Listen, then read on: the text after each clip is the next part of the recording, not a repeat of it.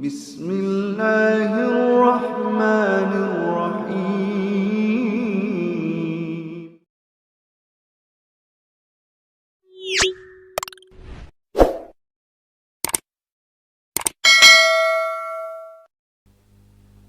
Assalamualaikum warahmatullahi wabarakatuh.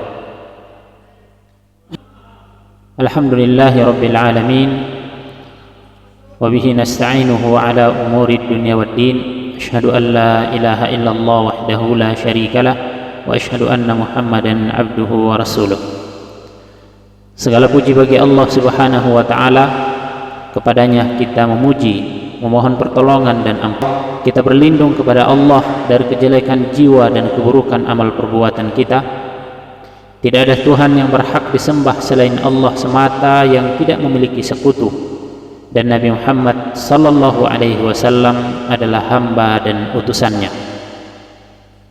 Kematian adalah takdir seluruh makhluk, manusia ataupun jin, hewan dan makhluk-makhluk lain, laki-laki atau perempuan, tua ataupun muda, dalam kondisi sehat ataupun sakit.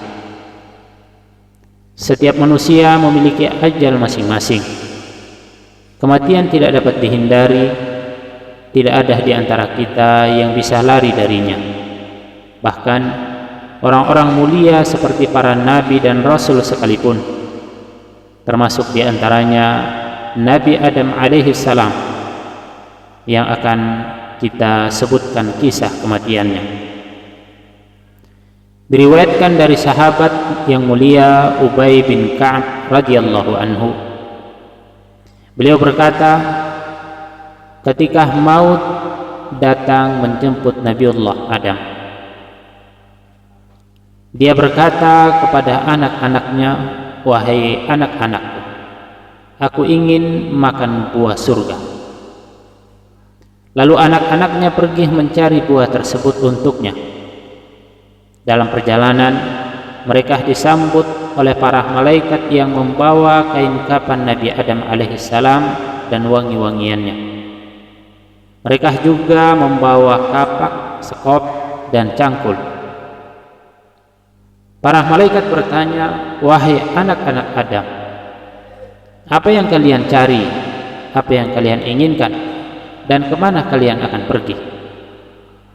Mereka menjawab, "Bapak kami sakit dan dia ingin makan buah surga." Para malaikat berkata, "Pulanglah kalian, karena ketetapan untuk bapak kalian telah tiba. Ajalnya telah tiba." Lalu para malaikat datang. Ibunda Hawa melihat dan mengenali mereka, maka dia pun berlindung kepada Adam alaihissalam. Nabi Adam alaihissalam berkata kepada Hawa, "Menjauhlah dariku. Aku pernah melakukan kesalahan karenamu. Biarkan aku dengan malaikat Tuhanku tabaraka wa ta'ala." Lalu para malaikat mencabut nyawanya, memandikannya, mengkafaninya, memberinya wangi-wangian, dan menyiapkan kuburnya dengan membuat liang lahat di kuburnya dan mensolatinya.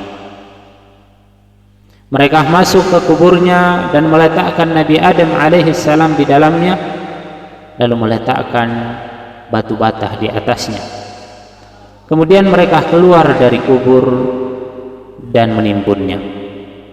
Lalu mereka berkata, "Wahai Bani Adam, ini adalah sunnah kalian."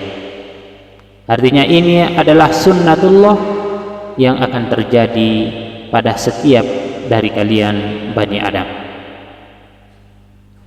Sahabat-sahabat sekalian yang dimuliakan oleh Allah Subhanahu wa taala, hadis ini diriwayatkan oleh Abdullah bin Imam Ahmad dalam Zawaidul Musnad. Al-Imam Ibnu Katsir mengatakan sanad hadisnya sahih. Al-Haythami berkata rawi-rawinya sahih. Meskipun hadisnya mauquf, akan tetapi memiliki kekuatan marfu.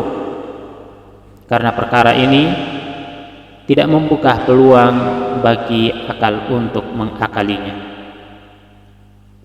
Di antara pelajaran yang bisa kita dapatkan dari peristiwa ini, pertama, kematian adalah sesuatu yang pasti, hanya saja manusia tidak ada yang tahu secara pasti kapan dia akan mengalaminya. Kedua, anak-anak Nabi Adam mengajarkan kita taat dan berbuat baik kepada orang tua. Ketika orang tua kita membutuhkan sesuatu atau meminta tolong kepada kita, dengan sepenuh hati hendaknya kita memenuhi permintaan tersebut sesuai dengan kemampuan yang kita miliki.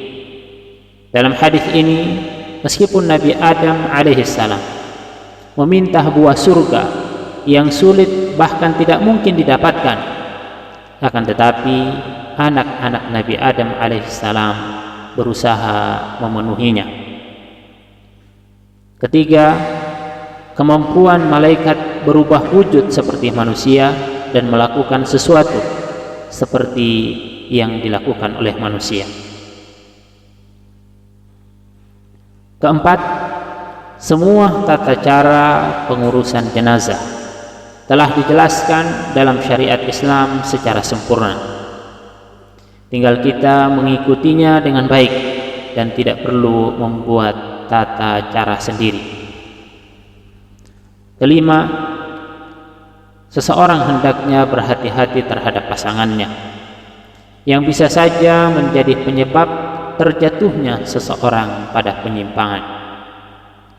Allah Subhanahu wa taala berfirman, "Ya ayyuhalladzina amanu inna min azwajikum wa auladikum aduwwan lakum fahdharuhum wa in ta'fu wa tasfahu wa taghfiru fa innallaha ghafurur rahim." Wahai orang-orang yang beriman, sesungguhnya di antara istri-istrimu dan anak-anakmu ada yang menjadi musuh bagimu, maka berhati-hatilah kamu terhadap mereka. Dan jika kamu maafkan dan kamu santuni serta ampuni mereka, maka sungguh Allah Maha Pengampun dan Maha Penyayang. Surat At-Taghabun ayat 14. Sahabat-sahabat sekalian yang dimuliakan oleh Allah Subhanahu wa taala, inilah kisah kematian Nabi Adam alaihissalam, bapak manusia, bapak kita semua. Semoga kita dapat mengambil pelajaran dari apa yang disebutkan dalam hadis ini, dan kita memohon kepada Allah Subhanahu wa taala ketika maut itu datang kepada kita dalam kondisi melakukan ketaatan kepada Allah Subhanahu wa taala. Ketika maut datang kepada kita dalam keadaan melakukan ibadah kepada Allah Subhanahu wa taala, melakukan ketaatan kepada Allah Subhanahu wa taala, sehingga kita bisa menjadi husnul khatimah. Dan semoga Allah Subhanahu wa taala menjauhkan dari su'ul khatimah. Demikian, wallahu a'lam. Wassalamualaikum warahmatullahi wabarakatuh.